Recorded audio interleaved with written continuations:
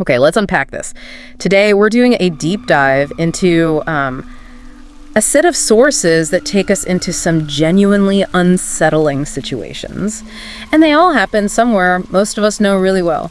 Walmart. Exactly. Yeah. We've got this collection of personal stories from a YouTube video, actually. And they detail these encounters that, well, they range from just plain creepy to, frankly, downright terrifying. Yeah, and not out in the woods somewhere, right? These are happening like in the aisles, near the electronics, even in the back rooms. That's the thing, amidst the everyday. So our goal today really is to pull these specific stories apart. We want to get into the details, what the people involved actually shared, what they experienced. And then see what comes out of it, any common threads, or maybe just, highlight how unnerving these seemingly normal places can become, especially like late at night. Right. We're going to recount them based on the source material, try to capture that tension and suspense they describe. It's really about exploring how a familiar place can suddenly feel completely alien. And threatening. Okay, so let's jump into the first one. This story is from Samantha. She was 20 years old at the time, working an overnight shift. This was a 24-hour Walmart out in the Alabama countryside. Right, so you can picture it. Late shift, maybe 10 p.m. to 7 a.m., something like that. The store's massive, but feels, well, empty. Just a handful of employees, Samantha included, mainly restocking. It's quiet. She's working in the men's department, folding clothes, probably has headphones in, just getting through the shift. Around 11:30 p.m., a customer approaches her. Pretty normal, right? Yeah. Asking about jeans. Totally normal, but she does mention the eye contact felt a little strange, awkward. And that's maybe the first little hint. Something not quite right. Probably easy to just dismiss at the time, though. For sure. But then, hours later, maybe around 1 a.m., she's moved over to the appliance section. Store's even quieter now. Almost like a ghost town, she says.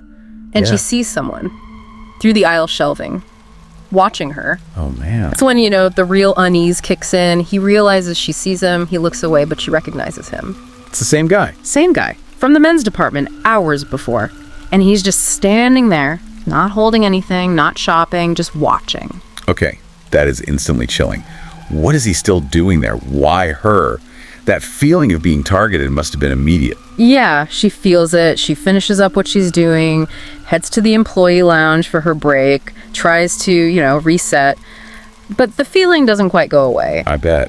Hard to shake that off. So when she goes back out, she deliberately picks a different area, grocery section, thinking maybe further away, a different part of the store feels safer. She ends up in the dairy cooler. Okay. Yep. Which, it's loud in there with the coolers running, so maybe some noise cover. Yeah. But it's also kind of a confined space, isn't it? A dead end, really. Exactly. And while she's in there working, she hears it. The heavy cooler door, it bursts open. Oh, no. She freezes, peeks through a gap in some boxes she's stacking, and she sees him. The same man. The same man inside the dairy cooler. And that's the moment she says she knew something bad was definitely about to go down. Her instinct just screams danger. Totally. She hides, ducks under a shelf, shoves a box of eggs in front of her for cover, just hoping he doesn't see her, hoping he'll leave. But he doesn't. No. She finally works up the nerve to look up, and he's right there, standing directly over the box, looking down at her. Oh, my God. And the source makes a point of this. He smiles at her.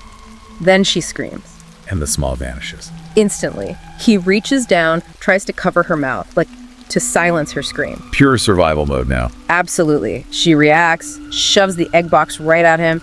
Eggs fly everywhere. It creates just enough chaos, just a split second of distraction. And she makes a run for it. She runs, doesn't stop until she finds a coworker, Bob. But the guy, he follows them. He follows, even after she screamed and ran. Yeah. And this is where it gets even weirder, almost surreal. Instead of running off himself or, getting aggressive again, he puts on this whole act. An act? What do you mean? He walks right up to Samantha and Bob, totally calm, and says he's Tom from corporate. Yeah. Says he was just checking up on Samantha's work ethic. Tells Bob he didn't mean to scare her, was just making sure she wasn't slacking off. Just trying to cover his tracks right in front of them. And he explains away putting his hand on her mouth, says he was trying to avoid causing a scene, and the source notes Bob, he actually seemed to believe him. You're kidding.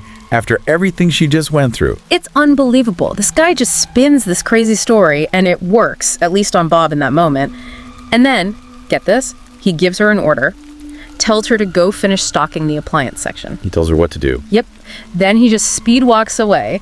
As he's leaving, she calls out, asks his name again, just to be sure, maybe. He says, He just calls back Tom and disappears down an aisle. wow, wow. So the next day, Samantha obviously calls her real manager, Margaret, and Margaret confirms everything Samantha suspected. No Tom from corporate. No Tom from corporate, no scheduled visit. And Margaret's like, corporate definitely wouldn't be doing surprise checks at 2 o'clock in the morning. Of course not. And the cameras. That's the crucial part. Margaret pulls the security footage. It backs up Samantha's entire story. Shows this guy wasn't just some random shopper who got weird. He'd been actively stalking her, following her between aisles for the first few hours of her shift. So it was deliberate, targeted. Yeah, For hours. exactly. A police report was filed. Samantha, understandably, stopped working night shifts after that, though the source says she still works there during the day. Gosh, that's terrifying. It just shows how that feeling of safety in a routine place, your workplace, can just completely shatter. Right. And how important it is to trust that gut feeling, that unease, even when someone tries to gaslight you or explain away their creepy behavior. Absolutely. And it highlights the anonymity of those huge stores. They're open, public. Anyone can be in there. You just never really know who's walking down the next aisle. Which leads us nicely into the next story, actually, because this one takes that unease, that conflict from inside the store and brings it right out into the world, right to someone's home. This happened the Thursday before Black Friday. Walmart was open extra late. The person telling the story was there looking for a laptop deal. Ah, the Black Friday rush. Or pre-rush. Sure. Always chaotic. Right, so they find the laptop they want. It's the last one, apparently, a Black Friday special. Jackpot. Or so they thought. Exactly. Almost immediately, this guy approaches them. The source describes him as a big, revolting, dirty-looking guy, not holding back. Okay, so immediately confrontational. Yep, he insists he needs that laptop, not the narrator. Oh boy. Here we go. A conflict starts right there. The narrator says, sorry, it's the last one, and the guy just gets angry, starts making a scene, yelling. In the middle of the store. Yep. The narrator feels really nervous, obviously, and just quickly heads for a checkout line while the guy's still shouting. Apparently, other people saw it. Some folks in line even tried to reassure the narrator, calling the guy a nut. Trying to diffuse it, maybe make them feel a bit safer. Right. You'd hope that's the end of it, you know? Bad interaction, you get your stuff, you leave. The narrator lives in a closed-off community. Big properties, long driveways. Street parking is apparently really unusual there. Okay, that detail feels important. It becomes very important. They get home late, family's asleep. They decide, maybe unwisely in hindsight, to go out into the yard by their pool to set up the new laptop. Oh, okay. Outside. Yeah. Late at night. Yeah. And then something small happens, but it feels significant.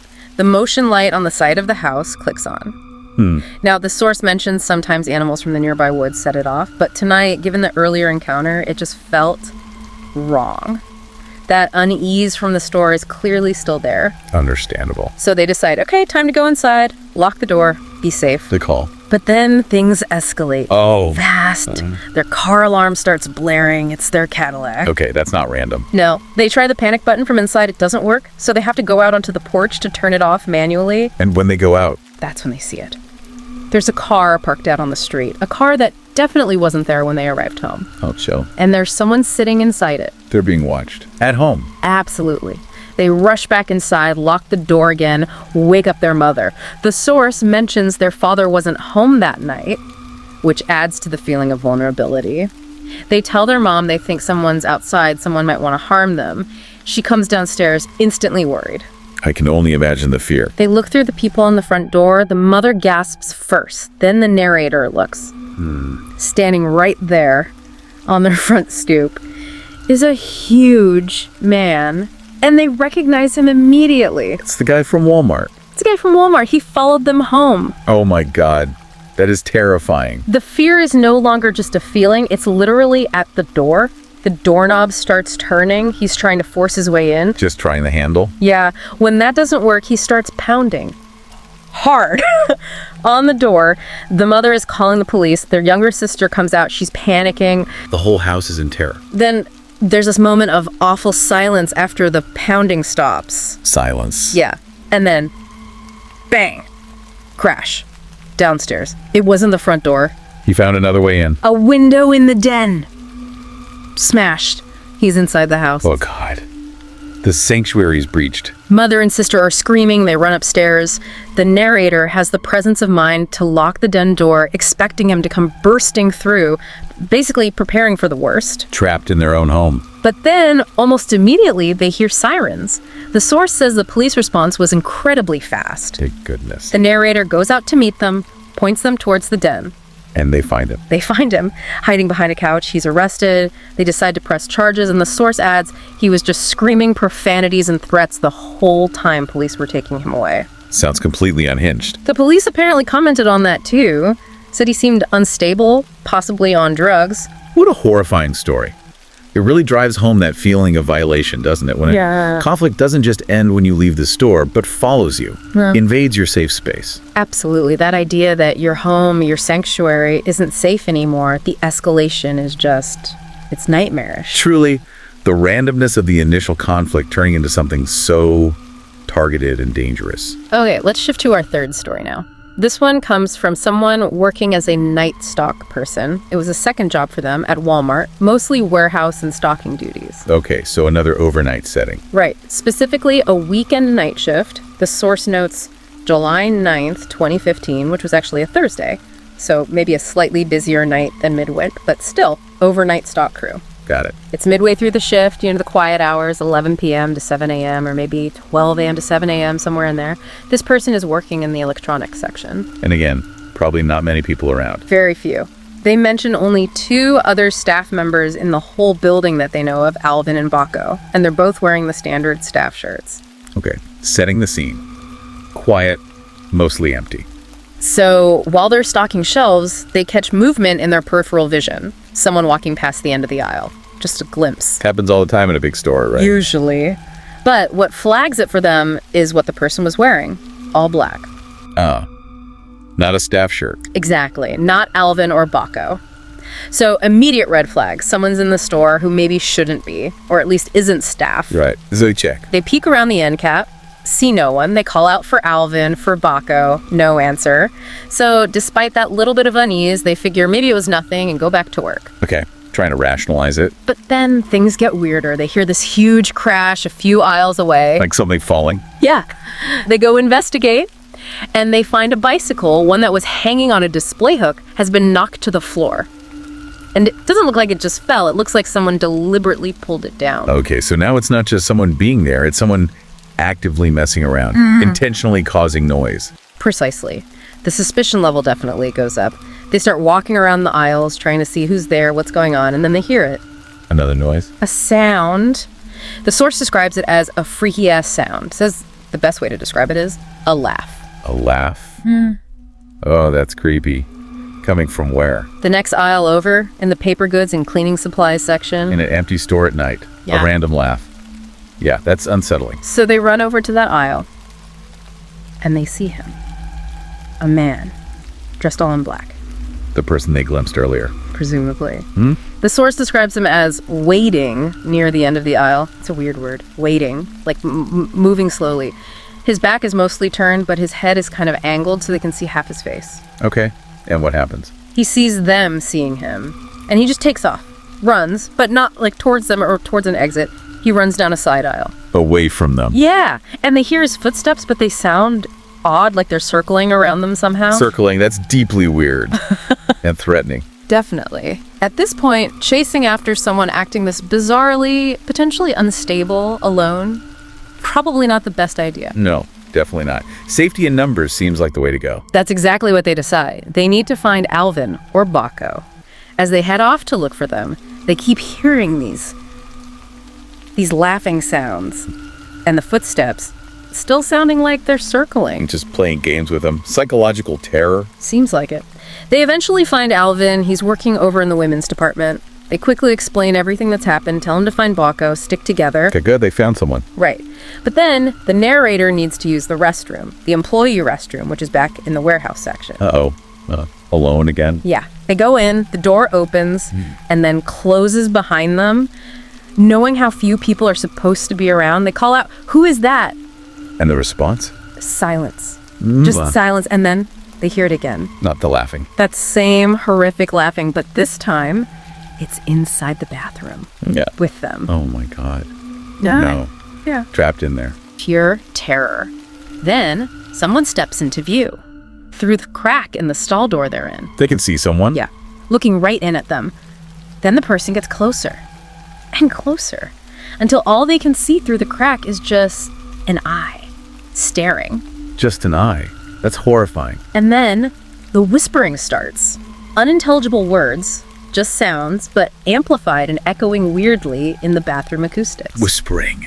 Right there. This is like something out of a horror movie. Absolutely isolated, trapped, this presence right outside the stall whispering. What do they do? Panic sets in, but also quick thinking. They remember Alvin's phone number. They grab their phone, dial, and basically yell into it for Alvin to get to the warehouse bathroom right now. Using the phone call as a deterrent. Seems like it. They stay on the line, watching the crack in the door. The person outside the stall laughs one more time, that same freaky laugh. And then they hear footsteps running out of the bathroom. They ran off. Yeah. Alvin apparently got there super quick, like 20 or 30 seconds later. But the man was gone. No sign of him anywhere. Vanished. And here's where the story takes that final, really inexplicable turn, according to the source.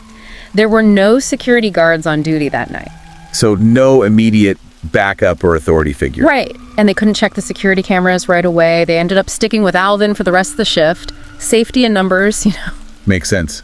But what about the cameras later? They texted their boss that night about what happened. The next day, the boss checks the footage from that period, and the response they get back is baffling. What was it? All the camera screens covering that time frame, just static, nothing recorded. What, static? Like they were turned off or something? Exactly. But the boss said no one they knew of had turned them off. They were just static. That is incredibly strange. It adds this whole other layer of weirdness. Right. It almost feels supernatural or like deliberate tampering, but with no explanation.